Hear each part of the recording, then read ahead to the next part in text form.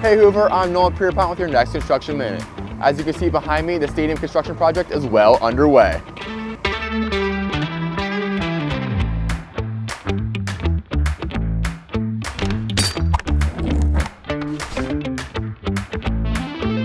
The concrete piers for the grandstand have been poured, which means the foundation has been laid to move ahead with reconstruction.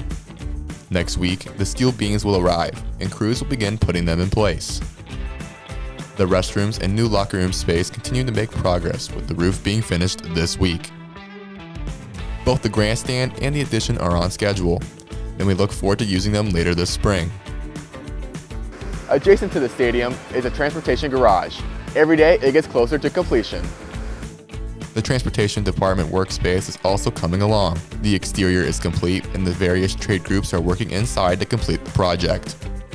Our bus drivers, office staff, and mechanics are looking forward to the new facility that will house plenty of space for personnel and maintenance bays for those big yellow buses.